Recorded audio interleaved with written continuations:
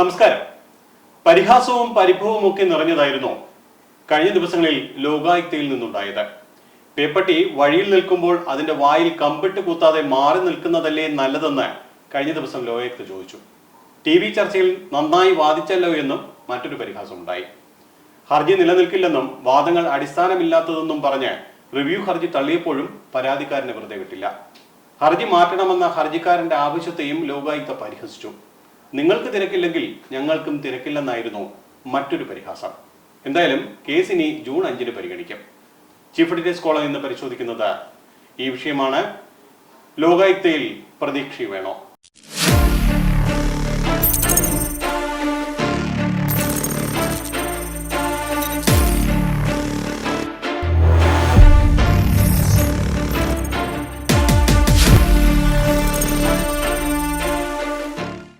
ആദ്യം ഈ വിഷയവുമായി ബന്ധപ്പെട്ട റിപ്പോർട്ടുകൾ. മുഖ്യമന്ത്രിയുടെ ദുരിതാശ്വാസ നിധി ദുർവിനിയോഗം ചെയ്തെന്ന കേസിൽ റിവ്യൂ ഹർജി ലോകായുക്ത തള്ളിയതോടെ കേസ് ഫുൾ ബെഞ്ച് തന്നെ വാദം കേൾക്കും. ലോകായുക്ത നിയമപ്രകാരമാണ് ഫുൾ ബെഞ്ചിന് വിട്ടതെന്നും ലോകായുക്ത പറഞ്ഞു. പ്രത്യേക ഉത്തരവുകൾ പുറപ്പെടുവിച്ചിട്ടില്ല. ജഡ്ജിമാരുടെ നിഗമനങ്ങൾ ഉത്തരവായി എഴുതിക്കഴിഞ്ഞാൽ പിന്നെ റിവ്യൂ കേൾക്കാൻ കഴിയുമോ എന്നും ലോകായുക്ത ചോദിച്ചു. മുഖ്യമന്ത്രിയുടെ ദുരിതാശ്വാസ നിധി ഫണ്ട് വക മാറ്റിയ കേസ് ഫുൾ ബെഞ്ചിന് വിട്ടത് വ്യത്യസ്ത അഭിപ്രായമുള്ള സാഹചര്യത്തിലാണ്. ലോകായുക്തയിലും ഉപലോകായുക്തയിലും ആരാണ് ഭിന്നവിധി പുറപ്പെടുവിച്ചതെന്ന പരാതിക്കാരന്റെ ചോദ്യത്തിന് മറുപടിയൊന്നും ലോകായുക്ത നൽകിയില്ല. അഭിപ്രായ വ്യത്യാസമുണ്ടായാൽ 3-അംഗ ബെഞ്ചിന് കൈമാറാമെന്ന് നിയമത്തിൽ വ്യക്തമാണ്. കോടതി ഉത്തരവുമുണ്ട്. പിന്നെ എന്താണ് സംശയമെന്ന് ഉപലോകായുക്തയും ചോദിച്ചു. എന്തുകൊണ്ട് ഹർജിക്കാരന് സഹകരിച്ചുകൂടാ എന്നും ഉപലോകായുക്ത ചോദിച്ചു. 2018 ഭിന്നവിധിയുണ്ടായപ്പോൾ നിങ്ങൾ എതിർത്തില്ല. ഇപ്പോൾ മറ്റൊരു നിലപാട് സ്വീകരിക്കുന്നത് എന്തുകൊണ്ട്?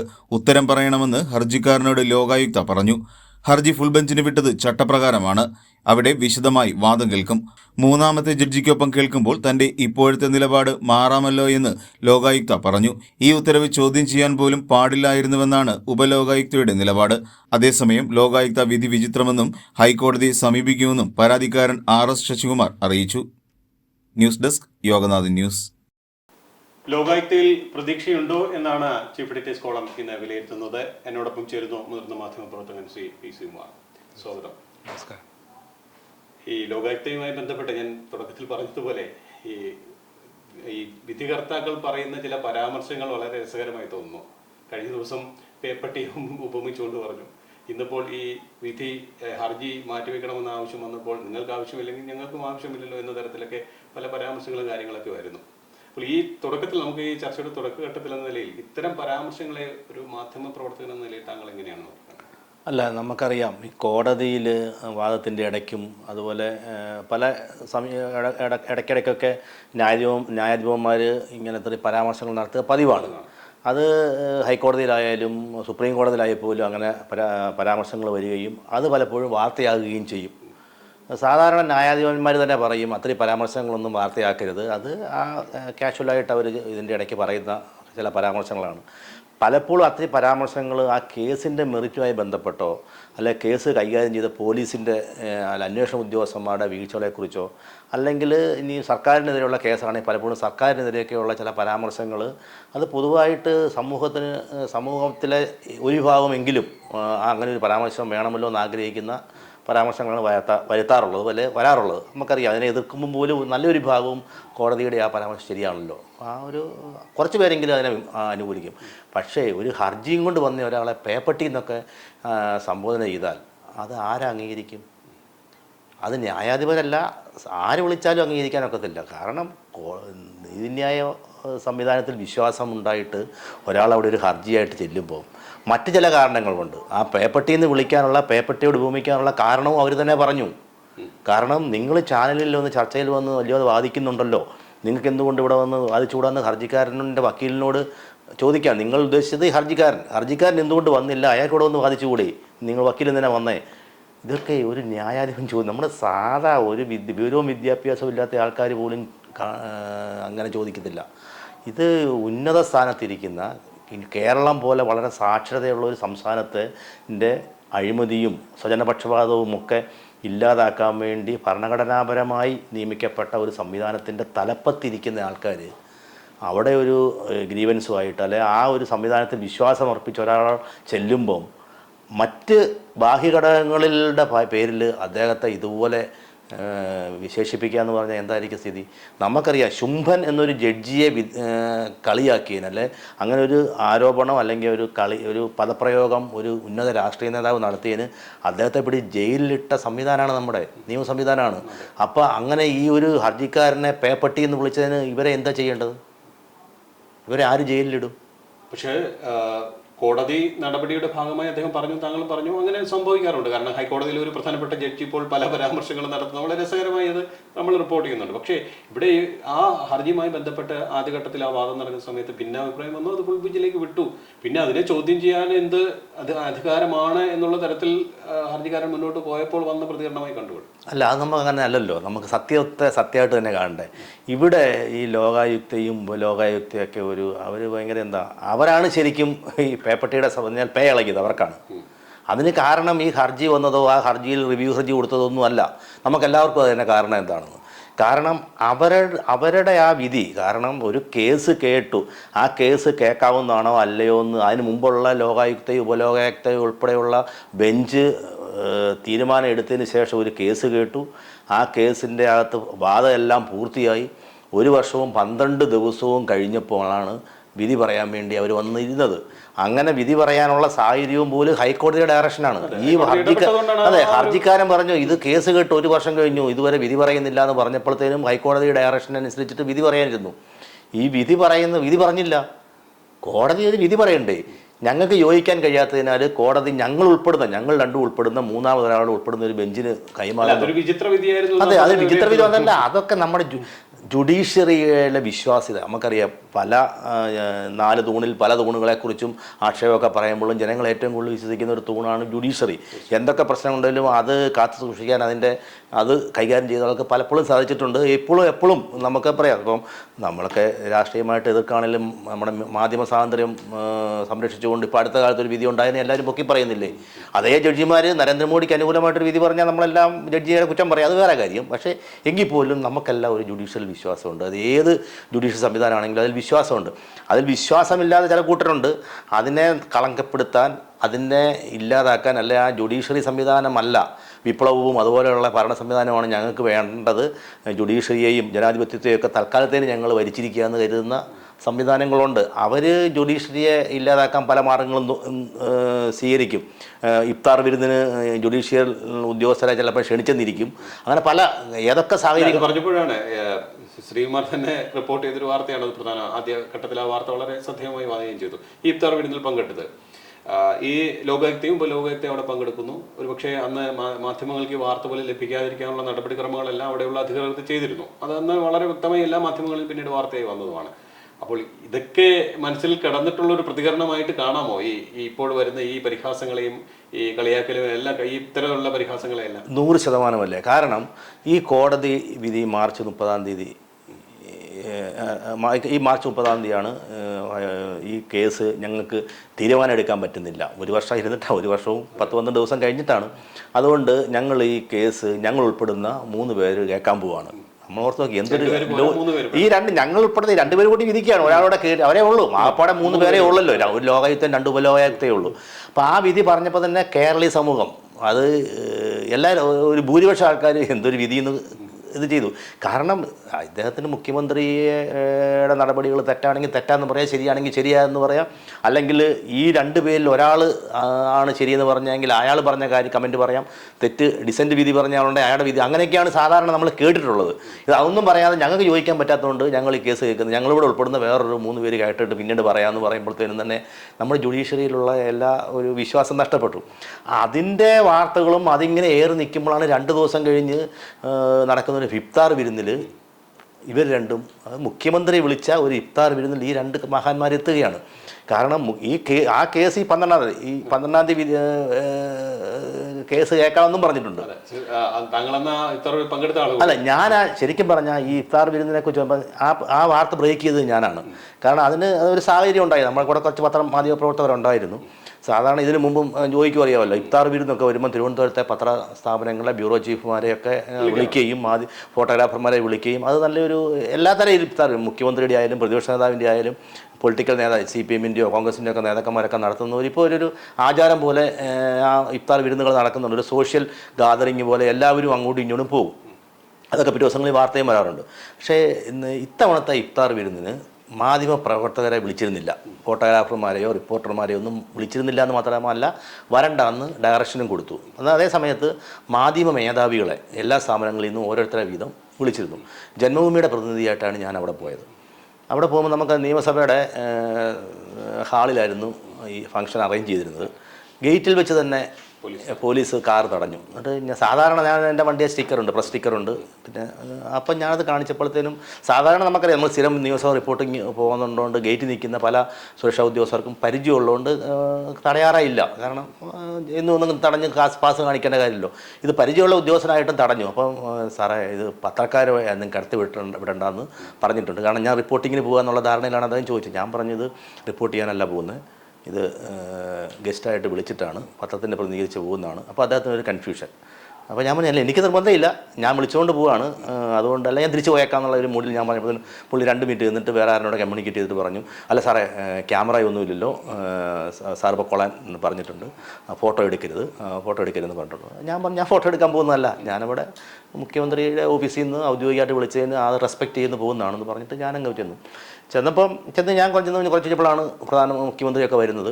അത് എല്ലാ ഈ പറഞ്ഞ പോലെ പ്രതിപക്ഷത്തെയും മുസ്ലിം ലീഗിലെയും അതുപോലെ സന്യാസിമാർ, ബിഷപ്പുമാർ, മുസ്ലിം അവരൊക്കെ വന്നു വളരെ ഇതായിട്ട് നിൽക്കുന്നു. അത് കഴിഞ്ഞ് വിരുന്നായപ്പോൾ മുഖ്യമന്ത്രിക്ക് ഒരു സ്ഥലത്ത് പ്രത്യേകിച്ച് സീറ്റ് 10-20 പേർക്ക് ഇരിക്കാനുള്ള ഒരു സംവിധാനം, ബാക്കി മന്ത്രിമാർ അതുപോലെ ക്ഷണിക്കപ്പെട്ടവർക്കൊക്കെ റൗണ്ട് ടേബിൾ എവിടെ വേണമെങ്കിലും ഇരിക്കാം. ഞാനൊരു ടേബിളിൽ ഞാനും കുറേ അന്ന് ക്ഷണിച്ച കുറച്ച് പേര് ഒന്നിച്ചിരുന്നു. അപ്പോൾ ഈ മുഖ്യമന്ത്രിയുടെ ടേബിളിലേക്കാണ് VIP-കളെല്ലാം ഇരിക്കുന്നത്. ഇത് എല്ലാവരും നല്ല അറിയാമല്ലോ, ഒരു റിലീജിയസ് ഫംഗ്ഷൻ അല്ലെങ്കിൽ ഒരു പവിത്രമായ പരിപാടി എന്നുള്ള രീതിയിൽ എല്ലാവരും വളരെ പങ്കെടുത്തു. വിരുന്ന് കഴിഞ്ഞ് മുഖ്യമന്ത്രി എഴുന്നേറ്റ് ഈ മറ്റ് VIP-കളെയൊക്കെ ഒന്ന് വിഷ് ചെയ്തു. അപ്പം O രാജഗോപാൽ, അടൂർ ഗോപാലകൃഷ്ണൻ ഇവരുടെ അടുത്തേക്ക് വന്നിട്ട് അദ്ദേഹം വളരെ കുശലിഞ്ഞു, വളരെ ഒരു അതിഥിയായിട്ടുള്ള ഒരു ആതിഥേയൻ എങ്ങനെയാണോ പെരുമാറുന്ന ആ രീതിയിൽ വളരെ മര്യാദയ്ക്ക് പെരുമാറി. ഞാനും പോയി മുഖ്യമന്ത്രിയെ ജന്മഭൂമിയുടെ പ്രതിനിധിയാണെന്ന് വളരെ രീതിയിൽ പരിചയം വെച്ചു. അങ്ങനെയൊക്കെ നിൽക്കുമ്പോഴത്തേനും മുഖ്യമന്ത്രി മുമ്പിൽ കൂടെ അങ്ങോട്ട് നിൽക്കുമ്പോൾ ഒരു ടേബിളിന് ഇപ്പോഴത്തേനും പെട്ടെന്ന് ഒരാൾ ചാടി എഴുന്നേറ്റ് നമസ്കാരം പറയുന്നു. അപ്പോൾ ഞാൻ നോക്കിയപ്പോൾ എനിക്ക് അത്ഭുതമായി ശരിക്കും. നമ്മുടെ ലോകായുക്ത സിറിയക് ജോസഫ് എഴുന്നേറ്റിട്ട് നമസ്കാരം പറയുകയാണ്. അപ്പോൾ അതൊരു ശരിയല്ലോ എന്ന് എനിക്ക് നമുക്ക് ഒരു പരിചയത്തിൻ്റെ പേര് തോന്നി. അത് കഴിഞ്ഞ് അതുകൊണ്ട് നിന്നില്ല. എന്നിട്ട് മുഖ്യമന്ത്രിക്ക് ഒരു ജാള്യത ഉണ്ടായോ എന്ന് എനിക്ക് സംശയം വന്നു. തിരിച്ച് മുഖ്യമന്ത്രി അങ്ങ് മറ്റുള്ള ടേബിളിലേക്ക് പോയി. അപ്പോൾ അപ്പോഴാണ് പലരും ഇദ്ദേഹത്തെ ശ്രദ്ധിക്കുന്നത്. അപ്പോൾ അത് കഴിഞ്ഞിട്ട് നമ്മുടെ KV തോമസ് മുൻ കേന്ദ്രമന്ത്രി അദ്ദേഹം വന്നിട്ട് ഇദ്ദേഹത്തോട് കുറേ സംസാരിച്ച് നിന്നു, എന്തൊക്കെയോ പറയുന്നു. പലരും വന്നിട്ട് അപ്പം KT ജലീൽ പെട്ടെന്ന് ഈ KV തോമസിനെ വിഷയം വേണ്ടി ഇയാളുടെ മുമ്പിൽ വരുന്നു. അപ്പം അറിയാമല്ലോ KT ജലീലും അറിയാമല്ലോ. അപ്പം പെട്ടെന്ന് എന്തോ വന്നിട്ട് അപ്പം ഞാനതെല്ലാം കണ്ട് ആസ്വദിച്ച് നിൽക്കുകയാണ് ഇവരുടെ ഈ എന്നുള്ള. കുറേ കഴിഞ്ഞപ്പോൾ തന്നെ ഇദ്ദേഹം ഒരു ചെറിയ ഒരു കൊഴിഞ്ഞ കോണമെന്ന് പറയാം, ഒരു സ്ഥലം കൂടെ മാറി എന്നിട്ട് മന്ത്രി VN വാസവനുമായിട്ട് കുറേ നേരം സംസാരിക്കുന്നു. അപ്പോൾ എനിക്ക് പിന്നെ ഒരു സംശയം, ഇത് ഈ ജസ്റ്റിസ് സിറിയക് ജോസഫ് തന്നെയാണോ? കാരണം പ്രോട്ടോക്കോൾ അനുസരിച്ച് നമ്മുടെ സംവിധാനം നോക്കുകയാണെങ്കിൽ ചീഫ് സെക്രട്ടറി ആയി കഴിഞ്ഞാൽ കേരളത്തിൻ്റെ പ്രോട്ടോക്കോൾ നോക്കുമ്പോൾ വരേണ്ട ഒരാളാണ് ഈ ന്യായാധിപൻ. ഹൈക്കോടതി ന്യായാധിപന്മാരുടെയൊക്കെ അതേ സ്റ്റാറ്റസ് ഇയാൾക്കുണ്ട്. ഈ റിട്ടയേർഡ് സുപ്രീം കോടതി ജഡ്ജി അതുപോലെ ലോകായുക്തയുടെ അധ്യക്ഷനുണ്ട്. അപ്പോൾ ഇദ്ദേഹം ഇങ്ങനെ എഴുന്നേറ്റ് നിന്ന് സാധാരണ ആൾക്കാരെ പോലെ മന്ത്രിമാരോടും MLA-മാരോടും ഒക്കെ അങ്ങ് സംസാരിക്കുമ്പോൾ അതൊരു നമുക്ക് തന്നെ ഒരു മര്യാദ കടലേന്ന് തോന്നി. അപ്പം ഞാൻ തന്നെ മറ്റ് മാധ്യമപ്രവർത്തകരെ സുഹൃത്തുക്കളോട് ഇദ്ദേഹം അദ്ദേഹം തന്നെ അല്ലേ? അപ്പോൾ ഇദ്ദേഹത്തെ നമുക്കറിയാമല്ലോ. എന്നിട്ട് കുറേ കഴിഞ്ഞിട്ട് മുഖ്യമന്ത്രി അങ്ങ് പോയി. എന്നിട്ട് ഇദ്ദേഹം പലരോടും സംസാരിച്ചുകൊണ്ട് നിൽക്കുകയാണ്. പിന്നെ മുഖ്യമന്ത്രിയൊക്കെ പോകാൻ വേണ്ടി അറിയാം, ഒരു കാർപ്പറ്റ് വിരിച്ച ഒരു വഴിയുണ്ട്, അതിലെ പ്രധാന വേദികളുണ്ട്. ഈ സംഭവത്തിന് തൊട്ട് പിന്നാലെയാണ് പല പ്രതികരണങ്ങൾ വരുന്നത്. അല്ല, സംഭവം വെച്ചാൽ ഇത് ഞാനൊന്നും തന്നെ വാർത്ത കൊടുത്തു. പക്ഷേ ഇത് എല്ലാവർക്കും വീഡിയോയും ഫോട്ടോയും തരാമെന്ന് പറഞ്ഞിരുന്നത് PRD ആണ്. PRD എന്ത് ചെയ്തു? വാർത്തയ്ക്കകത്ത് ഇവരുടെ പേര് ഒഴിവാക്കി. 42-43 പേരുടെ ചിന്താജോറോം വരെ ഉൾപ്പെടെ പങ്കെടുത്ത VIP-കളുടെ ലിസ്റ്റ് കൊടുത്ത PRD ഇവരുടെ ലോകായുക്തയുടെ പേര് വന്നില്ല. അതും ഞാനൊരു മാധ്യമപ്രവർത്തകൻ എന്നുള്ള രീതിയിൽ അതും എനിക്ക് വാർത്തയായിട്ട് ക്ലിക്ക് ചെയ്തു. അപ്പം ഞാനത് വാർത്തയാക്കി. പിക്ചർ തന്നില്ല. അപ്പോൾ തന്നെ അതൊരു വലിയ വാർത്തയാണല്ലോ. അപ്പോൾ ഇത് പക്ഷേ മറ്റ് മാധ്യമങ്ങൾ അത് കാര്യമായിട്ട് എടുക്കാൻ എന്തോ പിറ്റേ ദിവസം പത്രങ്ങളിലോ ചാനലുകളിലോ ഒന്നും വാർത്ത വന്നില്ല. പക്ഷേ എൻ്റെ വാർത്ത ഈ ഹർജി കൊടുത്ത ശശികുമാർ സാറ് അത് ഹൈലൈറ്റ് ചെയ്യും. 2 ദിവസം കഴിഞ്ഞപ്പം പ്രേമേന്ദ്രൻ MP അതിനെ റിയാക്ട് ചെയ്തപ്പോൾ അത് പിന്നെ ഒരു വാർത്തയായി. അത് വലിയ വാർത്തയായി. അതങ്ങനെ അങ്ങ് പോയി. അതാണ് എൻ്റെ സംഭവം. അപ്പോൾ ഇത് ശരിക്കും ശശികുമാർ സാർ ഈ സംഭവത്തോടു കൂടി പറഞ്ഞത്, ഹർജിക്കാരനായ ശശികുമാർ സാർ പറഞ്ഞത്, എനിക്ക് ലോകായുക്തയിലുള്ള വിശ്വാസം നഷ്ടപ്പെട്ടു. അത് ആ കേസ് വന്നപ്പോഴേ കേരളീയർ പറഞ്ഞാണ്. നമ്മുടെ ഇവരെ ഞങ്ങൾക്ക് ഒരു വർഷം കഴിഞ്ഞ് വിധി പറഞ്ഞപ്പോൾ തന്നെ മലയാളികളും ഇത് കേട്ടോരെല്ലാം പറഞ്ഞ എന്തൊരു ലോയാക്ട് അവർക്ക് വിശ്വാസം പോയി. പക്ഷേ ഹർജിക്കാരൻ തന്നെ പരസ്യമായിട്ട് പല ചാനലിലും വന്ന് പറഞ്ഞു, ചാനലുകളൊക്കെ ചർച്ച ചെയ്തു. അത് മനസ്സിൽ കിടന്നുകൊണ്ടാണ് പിന്നീട് ചെന്നപ്പോഴത്തേനും അദ്ദേഹത്തെ പേപ്പട്ടി എന്നൊക്കെ വിശേഷിപ്പിക്കുന്നത്. അല്ല, അവിടെ വരുമ്പോൾ വേറെ ചിലരെങ്കിലും ഇതിനെ അനുകൂലിച്ചുകൊണ്ട് ചില പ്രതികരണങ്ങളൊക്കെ വന്ന് ഞാൻ ശ്രദ്ധപ്പെട്ടത്, ഒരു പക്ഷേ ഒരു കല്യാണത്തിനോ അല്ലെങ്കിൽ ഇത്തരം ചടങ്ങുകളിലോ പോകുമ്പോൾ ഒരു സൗഹൃദ സംഭാഷണം നടത്തുന്നതിൽ എന്ത് തെറ്റാണുള്ളത്, അതിനെ ഈ തരത്തിൽ വിമർശിക്കേണ്ടതുണ്ടോ അല്ലെങ്കിൽ അത്തരത്തിൽ കാണേണ്ടതുണ്ടോ എന്നുള്ളൊരു ചോദ്യം ഉയർന്നു എന്ന് ചിലതൊക്കെ കേട്ടു. അപ്പോൾ അത് അങ്ങനെ ചോദ്യങ്ങൾ വന്നാൽ അത്തരത്തിൽ അല്ല, അത് നമുക്ക് നമ്മുടെ നിയമ സംവിധാനത്തെക്കുറിച്ചും ജുഡീഷ്യറിയെക്കുറിച്ചുമുള്ള അറിവില്ലായ്മ കൊണ്ടാണ്. കാരണം ഇത് ജുഡീഷ്യൽ ഉദ്യോഗസ്ഥർക്കൊക്കെ നമ്മൾ ഭയങ്കര വലിയൊരു സ്റ്റാറ്റസ്, ഒരു പദവിയും കൊടുക്കുന്നുണ്ട്. അവർ സോഷ്യൽ ഗാദറിങ്ങിലൊക്കെ പോയി കൂടാന്ന് നിയമപരമായിട്ട് എഴുതി വെച്ചിട്ടുണ്ടോ, ഇന്ത്യൻ ഭരണഘടനയിൽ എഴുതി വെച്ചിട്ടുണ്ടോ എന്നുള്ളതല്ല കാര്യം. അവരാരും പോകാറില്ല. കാരണം അതൊരു മര്യാദയാണ്. പല മര്യാദകളും നമ്മൾ കാണിക്കുള്ളൂ. എല്ലാം നിയമമാണോ അല്ലെങ്കിൽ കോടതിയിൽ കേസ് കൊടുക്കാമെന്ന് ചോദിച്ചാൽ ഇല്ല. പക്ഷേ ഇതൊരു മര്യാദയാണ്, കീഴ്വഴക്കമാണ്, ഇങ്ങനെയാണ് ചെയ്യാറുള്ളത്. പ്രത്യേകിച്ച് ഇപ്പോൾ ഒരു കല്യാണത്തിന് പോയിന്ന പോലെ അല്ലല്ലോ ഇത്. ഞങ്ങൾ കേൾക്കുന്ന ഒരു വാദം അതല്ല കേസിലെ ഈ ന്യായാധിപന്മാർ കേൾക്കുന്ന ഒരു കേസിലെ പ്രതിയാണ്, സാങ്കേതികമായിട്ട് നിയമപരമായിട്ടും പ്രതിയാണ്. അദ്ദേഹം വിളിച്ച് ഒരു ചടങ്ങിലേക്ക്, അദ്ദേഹത്തിൻ്റെ വീട്ടിൽ നടക്കുന്ന അല്ലെങ്കിൽ അദ്ദേഹത്തിൻ്റെ ഒരു സംഘടിപ്പിക്കുന്ന ചടങ്ങിലേക്ക് ഈ ന്യായാധിപന്മാർ ചെല്ലുക പറഞ്ഞാൽ അത് യുക്തിക്ക് നിരക്കുന്നതല്ല. നിയമം മാത്രമല്ല, യുക്തിയുണ്ട്, കീഴ്വഴക്കങ്ങളുണ്ട്, അങ്ങനെ പല ഘടകങ്ങളുമുണ്ട്. ഇതെവിടെ നമുക്ക് ന്യായീകരിക്കാൻ പറ്റും? അതാരും ന്യായീകരിക്കും? അതിനെതിരെ ഇപ്പം അതവിടെ കഴിഞ്ഞു. ചാനലിൽ വന്ന് ഹർജിക്കാരന്മാരോ അല്ലെങ്കിൽ നമ്മളൊക്കെ എന്തെല്ലാം ചർച്ച ചെയ്യുന്നു. അതിൻ്റെ അർത്ഥം ലോകായുക്ത എന്ന സംവിധാനത്തെ നമ്മൾ എതിർക്കുന്നില്ലല്ലോ. അല്ലെങ്കിൽ ജസ്റ്റിസ് ശ്രീ ജോസഫിനോട് വ്യക്തിപരമായിട്ട് ഇതുണ്ടോ, എന്തെങ്കിലും ഇഷ്ടക്കേട് കൊണ്ടോ അല്ല മാധ്യമപ്രവർത്തകരായാലും പൊതുപ്രവർത്തകരായാലും ഇങ്ങനെയുള്ള സംവിധാനങ്ങളൊക്കെ എതിർക്കുന്നത്. പക്ഷേ അത് എന്നെ വ്യക്തിപരമായിട്ട് എതിർത്തു എന്നുള്ള കരുതിയിട്ട് ജസ്റ്റിസൊക്കെ വീണ്ടും ഇങ്ങനെ പെരുമാറുമ്പോൾ അവരുടെ നിലവാരം എവിടേക്കാണ് പോണേ? ഓക്കെ, ഞാൻ എന്തായാലും താങ്കളിലേക്ക് തിരിച്ചെത്താം. നമുക്കൊരു ചെറിയ ഇടവേളയ്ക്ക്.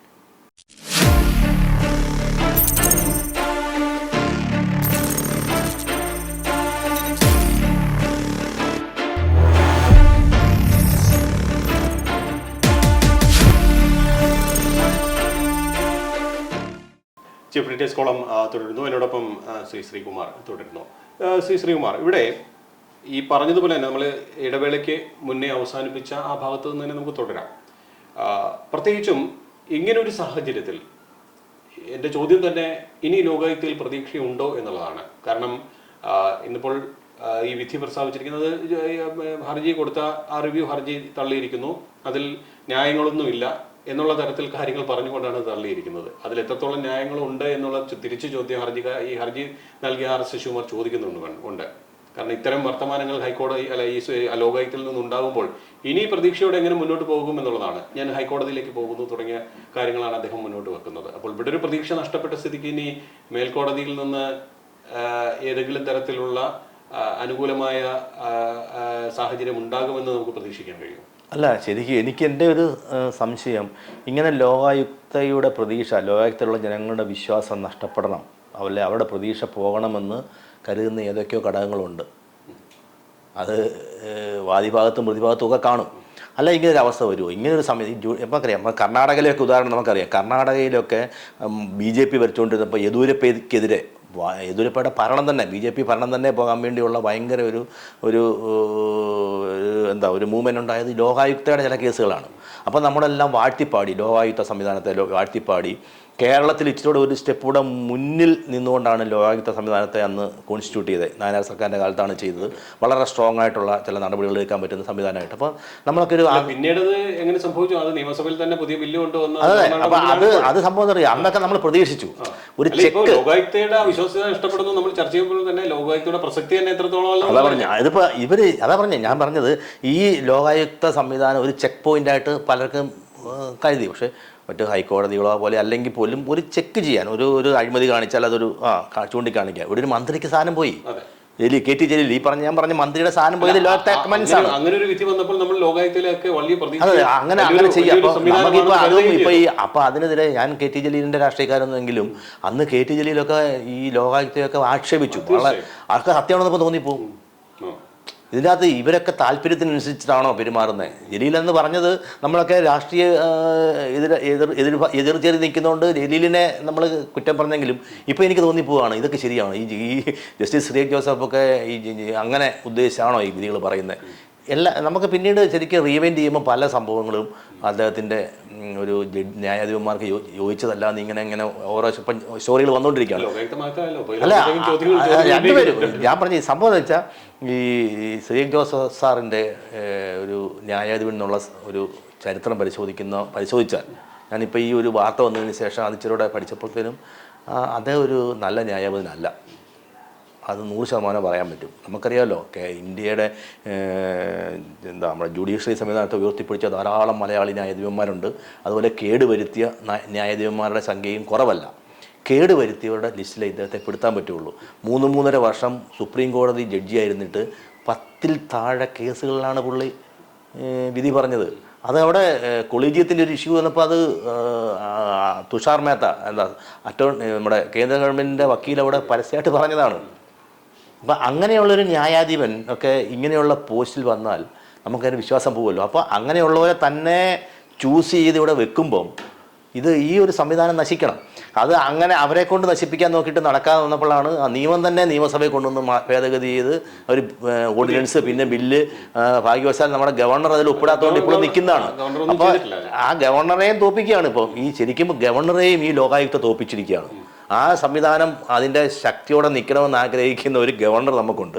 ആ ഗവർണർ നടപടിയെ ശരിക്കും പിന്നിൽ നിന്ന് കുത്തുക എന്നൊക്കെ പറയല്ലേ, അതാണിപ്പോൾ ലോകായുക്ത ചെയ്തിരിക്കുന്നത്. അവർ സ്വയം തോറ്റിരിക്കുകയാണ്. ഞങ്ങൾ കേപ്പബിൾ അല്ല, ഞങ്ങൾ ഇത്രയൊക്കെ മതി, ഞങ്ങളുടെ കൈയും കാലും. അങ്ങനെ ഒരു ചിന്ത ഉണ്ടോ എന്ന് ഇപ്പോൾ സംശയം തോന്നിപ്പോകുന്നു. കാരണം ഞങ്ങൾ നിഷ്ക്രിയരാണെന്ന് കാണിച്ചുകൊണ്ട് സംവിധാനം തന്നെ വേണ്ട. എനിക്ക് എൻ്റെ ചിന്ത അതാണ്. കാരണം ഒന്നാമത്തെ പ്രത്യേകിച്ച് ഞാൻ നേരത്തെ പറഞ്ഞ കമ്മ്യൂണിസ്റ്റ് പ്രസ്ഥാനങ്ങൾക്ക് ഭരണഘടന അല്ലെങ്കിൽ ജനാധിപത്യം, ജുഡീഷ്യറി അതൊന്നും കമ്മ്യൂണിസത്തിൻ്റെ ഘടകമല്ല. കേരളം പോലെ ഇന്ത്യ പോലെ സംസ്ഥാനങ്ങളിൽ മനുഷ്യരെല്ലാം ഭൂരിപക്ഷ ആൾക്കാരും മഹാഭൂരിപക്ഷവും ഈ ജനാധിപത്യ ബോധമുള്ളവരും നിയമ സംവിധാനങ്ങളിൽ ഇഷ്ടപ്പെടുന്നവരും വിശ്വസിക്കുന്നവരായതുകൊണ്ട് അവർ അതിൻ്റെ ഭാഗം ചേർന്ന് പോകുന്നതാണ്. അവർ നിരീശ്വരവാദികളായിരുന്നല്ലോ. പക്ഷേ ഇന്ത്യയിലെയും കേരളത്തിലെയും മഹാഭൂരിപക്ഷവും വിശ്വാസികളാണ്. ഇപ്പോൾ ആ വിശ്വാസത്തെയും കൂടെ പിടിച്ചിരിക്കുന്നു. കാപട്യമാണ് ഇതിൻ്റെ എല്ലാം ഇത്. അവരുടെ ആദർശവുമായിട്ട് യോജിച്ച് പോകാത്ത സംവിധാനങ്ങളെയൊക്കെ അവർ കൊണ്ടു നടക്കുന്നത് കാപട്യമാണ്. അവരുടെ ഐഡിയോളജിക്കൽ ബേസ് കൊണ്ടല്ല. അതുപോലെ ജുഡീഷ്യറി അവരെന്നും താരടിച്ചിട്ടേ ഉള്ളൂ. അപ്പോൾ ഈ ലോകായുക്തയായാലും ന്യായാധിപന്മാരായാലും ഒരു കളിയാക്കുക അല്ലെങ്കിൽ അവരെ ജനങ്ങളുടെ മുമ്പിൽ അപഹാസ്യരാക്കുക എന്നുള്ളത് കമ്മ്യൂണിസ്റ്റുകളുടെ ഹാസ്യപരമായ കാര്യമാണ്. ഐഡിയോളജിക്കൽ ആവശ്യമാണ്. അതിനൊപ്പം നിൽക്കാന്ന് പറഞ്ഞാൽ എന്ത് ചെയ്യും? ശരി, ഇവിടെ ഇപ്പോൾ ഈ ഒരു കാര്യം പറയുമ്പോൾ തന്നെ ലോകായുക്ത ചോദിച്ച മറ്റൊരു ചോദ്യം കൂടിയുണ്ട്. എങ്ങനെ നിങ്ങൾ കരുതുന്നു, അല്ലെങ്കിൽ ഞങ്ങൾ മുഖ്യമന്ത്രിക്ക് അനുകൂലമായി നിൽക്കുന്നു എന്ന് നിങ്ങൾ എങ്ങനെ കരുതുന്നു, നിങ്ങൾ ഇപ്പോൾ എന്തിനങ്ങനെ ചിന്തിക്കുന്നു എന്നുള്ളൊരു ചോദ്യം കൂടി അവരുടെ ഭാഗത്തുനിന്ന് വരുന്നു. കാരണം എങ്ങനെ ഈ ലോകായുക്ത ഈ കാര്യങ്ങളെല്ലാം പറയുമ്പോൾ പോലും അനുകൂലമാണ്, അല്ലെങ്കിൽ ഈ ഹർജിക്കാരനോ അല്ലെങ്കിൽ എതിരായിട്ടാണ് ഞങ്ങൾ നിൽക്കുന്നതെന്ന് നിങ്ങൾ എങ്ങനെ കരുതുന്നു എന്നുള്ളൊരു ചോദ്യം കൂടി വരുന്നുണ്ട്. അത്തരം ചോദ്യവും ലോകായുക്തയുടെ ഭാഗത്തുനിന്ന് വരുന്നു. അല്ല, അങ്ങനെ ഒരു ചോദ്യം ഒന്നും ന്യായാധിപന്മാരെ ചോദിച്ചുകൂടല്ലോ. ഇപ്പം നമുക്ക് ഒരു ഹർജിക്കാരന് അങ്ങനെ പലതും കരുതാം. ഹർജിക്കാരൻ പല കരുതലോടുകൂടിയാണല്ലോ കോടതിയെ സമീപിക്കുന്നത്. മുഖ്യമന്ത്രിയുടെ ഭാഗത്ത് തെറ്റുണ്ടെന്ന് കരുതാം, അല്ലെങ്കിൽ ന്യായാധിപന്മാർ ശരിയായ രീതിയിൽ വിധിച്ചില്ലെന്ന് പറയാം. അങ്ങനെ കോടതി മാറ്റുന്ന ഹർജികളുണ്ട്. ഈ ന്യായാധിപൻ എൻ്റെ കേസ് കേൾക്കണ്ടെന്ന് പറഞ്ഞിട്ട് ന്യായാധിപന്മാരെ മാറ്റുന്ന സംഭവങ്ങളൊക്കെ ഉണ്ട്. അതൊക്കെ ഒരു ഹർജിക്കാരൻ്റെ റൈറ്റാണ്. നമ്മുടെ ജനാധിപത്യ സംവിധാനത്തിന് അതിനൊക്കെ റൈറ്റുണ്ട്. അത് മുൻകൂട്ടിയാൾ ഇവരെന്തിനാണ് ചോദിക്കുന്നത്? ഇവർക്ക് തന്നെ ഇവരെ സംശയമാണ്. മുഖ്യമന്ത്രിക്ക് അനുകൂലമാണ് ഞങ്ങൾ വിധിക്കുന്നതെന്ന് ഹർജിക്കാരൻ എന്തിനാണ് വിശ്വസിക്കുന്നതെന്ന് ഇവരങ്ങോട്ട് ചോദിക്കുന്നതിനാണ്. അപ്പോൾ അതിൻ്റെ അർത്ഥം ന്യായാധിപന്മാർക്ക് അവരിലുള്ള വിശ്വാസം അവർക്ക് സ്വയം ഇല്ല. നമുക്കറിയില്ല, ഇതൊരു യുക്തിയുള്ള ആരെങ്കിലും ഈ സംവിധാനത്തെ ഇപ്പം കൈയടിക്കുമോ?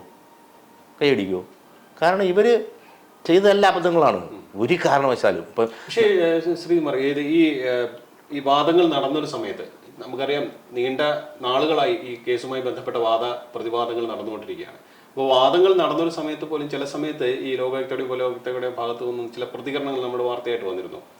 അന്ന് ഒരു പക്ഷേ ഈ സർക്കാരിനെ കുറ്റപ്പെടുത്തുന്ന തരത്തിൽ ചില കാര്യങ്ങളൊക്കെ ഉയർത്തപ്പെടുകയും ഒക്കെ ഈ ജഡ്ജിമാരുടെ ഭാഗത്തു നിന്നൊക്കെ വന്നു. അപ്പോൾ ആ സമയത്തൊക്കെ വളരെ കൃത്യമായി ഇവർ കാര്യങ്ങൾ മുന്നോട്ട് കൊണ്ടുപോകുന്നു എന്നുള്ളൊരു ചിന്ത പലർക്കും ഉണ്ടായിട്ടുണ്ട്. പക്ഷെ അതിപ്പോൾ ഈ ഒരു സന്ദർഭത്തിൽ പലർക്കും സംശയത്തിലേക്ക് മാറിയിരിക്കുകയും ചെയ്തിരുന്നു. ഇപ്പോൾ ലോകായുക്തയും ഉപലോകായുക്തയും ചോദ്യം ഞങ്ങൾ 3 അംഗ ബെഞ്ച് ഭിന്നാഭിപ്രായം വന്ന ഒരു സ്ഥിതിക്ക് 3 അംഗ ബെഞ്ച് ഫുൾ ബെഞ്ച് ഈ കാര്യങ്ങൾ പരിശോധിക്കും, കൃത്യമായ നിലപാടെടുക്കും. അപ്പോൾ അങ്ങനെ പറയുമ്പോൾ നമുക്കതിലൊരു വിശ്വാസം വീണ്ടും അല്ല, അത് അവരെ വിശ്വാസം ഉണ്ടാക്കാൻ വേണ്ടി അവർക്ക് അങ്ങനെ പറയാം. പക്ഷേ വിശ്വാസം നഷ്ടപ്പെട്ട സംവിധാനത്തിൽ അങ്ങനെ ഒരു വിശ്വാസം വീണ്ടെടുക്കുക പാടാണ്. പിന്നെ ഈ കേസ് ഇപ്പം ലോകായുക്ത എന്തു പറഞ്ഞാലും ഈ അന്നത്തെ മുഖ്യമന്ത്രിയുടെ ദുരിതാശ്വാസ നിധിയിൽ നിന്ന് ഇഷ്ടക്കാർക്ക് പണം കൊടുത്തത് തെറ്റായി പോയി എന്നാണ് പറയുന്നത് വിചാരിക്കുക. എങ്കിൽ പോലും ഈ മുഖ്യമന്ത്രി പിണറായി വിജയൻ രാജിവെക്കേണ്ട ആവശ്യമില്ല. കാരണം കഴിഞ്ഞ മന്ത്രിസഭയ്ക്കെതിരെ കുറ്റമാണ്. ആ മന്ത്രിസഭയുടെ കാലത്തെ ഒരു കുറ്റത്തിന് ഇപ്പോഴത്തെ മുഖ്യമന്ത്രി രാജിവെക്കേണ്ട ആവശ്യമില്ല. നിയമം അതെ അല്ല, അത് തുടർച്ചയല്ല. ആ മന്ത്രിസഭ അവിടെ കഴിഞ്ഞു. ഇപ്പോൾ പുതിയ മുഖ്യമന്ത്രിയും പുതിയ പിണറായിയുമാണ്. നിയമപരമായിട്ട് നിയമപരമായിട്ട് രാജിവെക്കേണ്ട ഒരാവശ്യവും ഇല്ല. അതുകൊണ്ട് ഈ ലോകായുക്തയും ഉപലോകായുക്തയും കഴിഞ്ഞ ദിവസം മുഖ്യമന്ത്രി ഇവർ കുറ്റക്കാരാണെന്ന് പറഞ്ഞാലും പിണറായി വിജയൻ മുഖ്യമന്ത്രി സ്ഥാനം ഒന്നും രാജിവെക്കത്തില്ല. അത് ആ ധാർമ്മികതയൊന്നും കമ്മ്യൂണിസ്റ്റ് മന്ത്രിമാരിൽ നിന്ന് പ്രത്യേകിച്ച് പിണറായി വിജയനെ പോലുള്ള ഒരു മന്ത്രിയിൽ നിന്ന് പ്രതീക്ഷിക്കേണ്ട. അങ്ങനെ CPM സമ്മതിക്കത്തുമില്ല.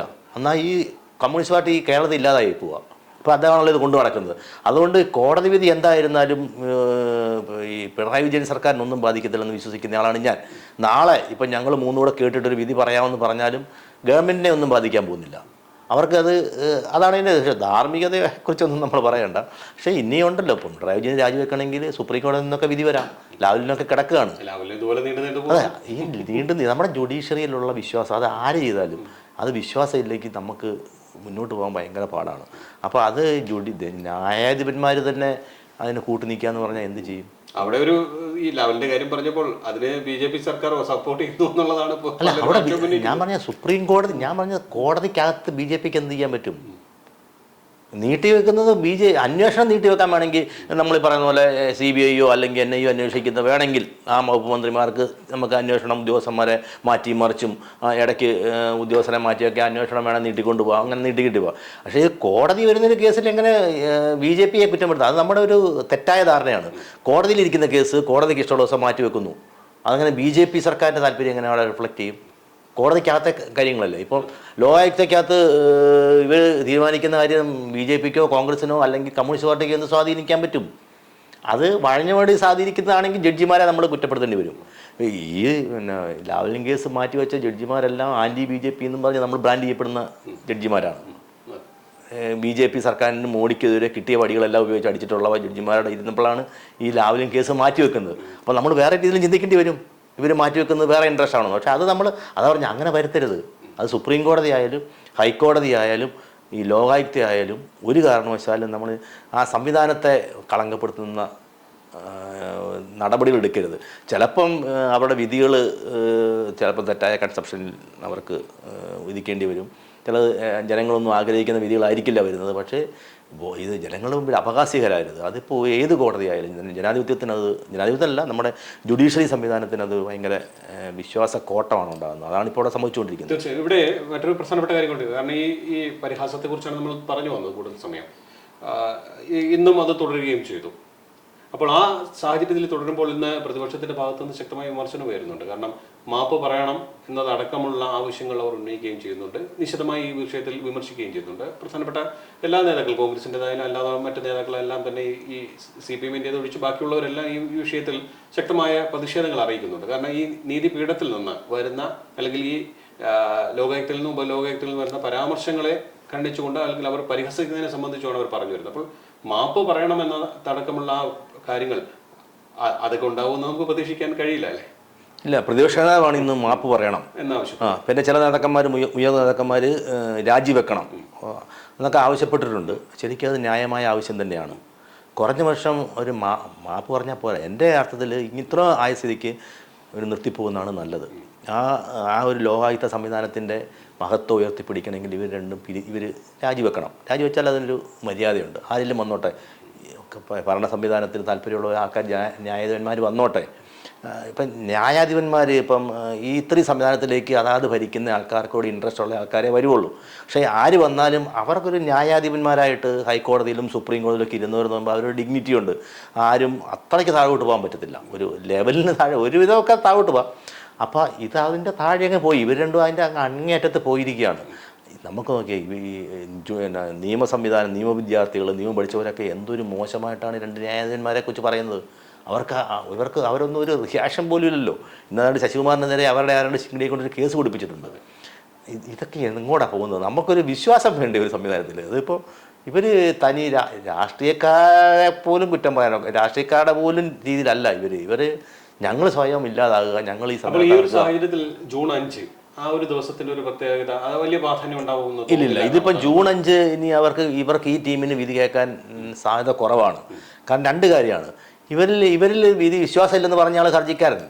അദ്ദേഹത്തിന് ഓപ്ഷൻ ഹൈക്കോടതിയോ അതുപോലെ വേറെ കോടതിയിൽ പോയിട്ട് പ്രതികൂലമായിട്ടൊരു വിധി സംഘടിപ്പിക്കുക എന്നുള്ള പുള്ളിക്ക് കരണീയം. കാരണം ഇദ്ദേഹത്തിന് മുമ്പിൽ ഇങ്ങനെ ശശികുമാറിന് എങ്ങനെ പോകാൻ പറ്റും? ഇവരുടെ മുമ്പിൽ ഇവർക്ക് എങ്ങനെ കേസ് വെക്കാൻ പറ്റും? എന്താണ് ഇതിൽ കൃത്യമായ ഉത്തരവിൽ പോലും ഒന്നും പറയാതെ പോകുന്നത് എന്തുകൊണ്ടെന്നുള്ളൊരു ചോദ്യം പ്രസക്തമല്ലേ? കാരണം ഒരു കാര്യം പറയുമ്പോൾ അതിൽ എന്താണ് ഹർജിക്കാരൻ ചോദിച്ചതെന്നുള്ളൊരു മറുപടി പറയാൻ ആരാണ് ഭിന്നാഭിപ്രായം പറഞ്ഞത്, അല്ലെങ്കിൽ ആരാണ് എതിർത്ത് ആരാണ് അനുകൂലിച്ച് പറഞ്ഞതെന്ന് ചോദിക്കുമ്പോൾ അതൊന്ന് പറയാനുള്ള അത് ഞാൻ പറഞ്ഞതല്ലേ, റൈറ്റ് ടു ഇൻഫർമേഷൻ്റെ കാര്യമാണ്. ജനങ്ങൾക്ക് അറിയാനുള്ള അവകാശമുണ്ട്. ഇത് ഞങ്ങൾക്ക് ഈ കേസിൻ്റെ കാര്യത്തിൽ ഞങ്ങൾക്ക് രണ്ടുപേർക്കും രണ്ട് അഭിപ്രായമാണ് എന്ന് പറഞ്ഞുകൊണ്ട് രണ്ടുപേരും കൂടി അങ്ങ് പറയാം, വെറുതെ ബ്ലൈൻഡായിട്ട് പറയാണ്. അങ്ങനെയല്ലോ നമുക്ക് ഒത്തിരി സുപ്രീം കോടതി ഹൈക്കോടതി വിധിയൊക്കെ നമ്മളൊക്കെ റിപ്പോർട്ടിങ്ങിൻ്റെ ഭാഗമായിട്ട് വായിച്ചിട്ടുണ്ട്. ഏതെങ്കിലും ഒരു ജഡ്ജിക്ക് ഡിസൻറ്റ് ഉണ്ടെങ്കിൽ ഡിസൻറ്റ് വിധിയായിട്ട് തന്നെ രേഖപ്പെടുത്തും. നമുക്ക് ശബരിമല ഇഷ്യൂലൊക്കെ അറിയാം. മറ്റേ മാഡമുണ്ടല്ലോ, ഇന്ദിര ജഡ്ജസ് ഇന്ദിര, അവരുടെ വിധി മറ്റുള്ളവരുടെ വിധിക്കെതിരായിരുന്നു. അത് പ്രത്യേകം നോട്ട് ചെയ്യും. ഓരോരുത്തരും പറഞ്ഞ് പ്രത്യേകം നോട്ട് ചെയ്യും. അങ്ങനെയാണൊരു വിധി വരുന്നത്. ഡിവിഷൻ ബെഞ്ചോ അല്ലെങ്കിൽ അഞ്ചംഗ ബെഞ്ചോ ഒക്കെ വിധിക്കുമ്പം അതിനകത്ത് ഡിസെൻ്റായിട്ടൊരു എതിരഭിപ്രായം ഉണ്ടെങ്കിൽ അത് പ്രത്യേകം നോട്ട് ചെയ്യും. അവരെന്നാ പറഞ്ഞെന്നറിയും, ആ ജഡ്ജി എന്താ ഉദ്ദേശിക്കുന്നതെന്ന് പറയും. അത് ക്ലിയർ കട്ടാണ്. അതിപ്പോൾ ചിലപ്പോൾ ഒരേ നിയമം നോക്കിയിട്ട് ഒരേ വാദം കേട്ടിട്ട് ഒരേ വിഷയം അറിഞ്ഞിട്ടാണ് ഇവർ രണ്ട് വിധി വരുന്നത്, അല്ലെ രണ്ട് തീരുമാനങ്ങൾ വരുന്നത്. പക്ഷേ അങ്ങനെ അതാണ് ജുഡീഷ്യറിയുടെ സൗന്ദര്യം. ഒരേ കാര്യം അവിടെ നിന്ന് ഞാൻ കാണുന്നു, കേൾക്കുന്നു, മറുപടി ചോദിക്കുന്നു. പക്ഷേ നമ്മളിരിക്കുമ്പോൾ എനിക്കും ജോയിക്കും രണ്ടഭിപ്രായം വരാം. അത് കുറ്റം പറയാനൊക്കത്തില്ല. അത് എൻ്റെ കൺസെപ്ഷൻ, എൻ്റെ ഒരു കാഴ്ചപ്പാട്. അതാണ് നിങ്ങളുടെ കാഴ്ചപ്പാട്. അല്ല, അതിൽ ആ കാഴ്ചപ്പാട് പറയണം. ഇത് പറയുന്നില്ല. എനിക്കും ജോയിക്കും പറ്റാതെ എന്ന് പറഞ്ഞാൽ ജോയിക്കാണോ എനിക്കാണോ അതിൻ്റെ അകത്തോട് അനുകൂലം പ്രതികൂലം നമ്മൾ അറിയണ്ടേ? കാരണമെന്ന് പറയണം. എന്തുകൊണ്ടാണ് അത് കാരണം ഒന്നും പറയാതെ 4 പേരിൽ അതിനുവേണ്ടി 1 വർഷവും 12 ദിവസവും കാത്തിരുന്നുള്ളത് ട്രാജഡിയല്ലേ? ഇവർ അവിടെ വലിയ മലമറിക്കുന്ന ജോലി ചെയ്യുന്നവരൊന്നും അല്ലല്ലോ. ഗവൺമെൻറ്റിൽ നിന്ന് നമ്മുടെ ടാക്സ് പേയിൽ നിന്ന് ഇത്രയും പൈസ ഒക്കെ ചെയ്ത് കാറും സംവിധാനവും ഒക്കെ വഴി എൻജോയ് ചെയ്യുന്ന ഒരു സംവിധാനം ഒരു കേസിൻ്റെ വാദം കേട്ടിട്ട് ഇത് പറയാനായിരുന്നെങ്കിൽ എത്ര നാളെന്തിന് കാത്തിരുന്നു? അതൊക്കെ ഇവർ ഉത്തരം പറയണ്ടേ? അതൊക്കെ ഉത്തരം പറയാതെ ചോദ്യം ചോദിക്കുന്നവരെ പേപ്പട്ടിൽ നിന്ന് വിളിക്കാൻ പറ്റുമോ? തീർച്ചയായും. എന്തായാലും എന്താണ് പ്രസക്തി ലോകായുക്തയുടെ എന്ന വിഷയത്തിലാണ് ശ്രീകുമാർ ഈ വിഷയവുമായി ബന്ധപ്പെട്ട് വിശകലനങ്ങൾ നടത്തിയത്. ഇന്നത്തെ ചീഫ് ജസ്റ്റിസ് കോളം ഇവിടെ പൂർണ്ണമാവുകയാണ്. മറ്റൊരു വിഷയവുമായി വീണ്ടും കാണാം. നമസ്കാരം.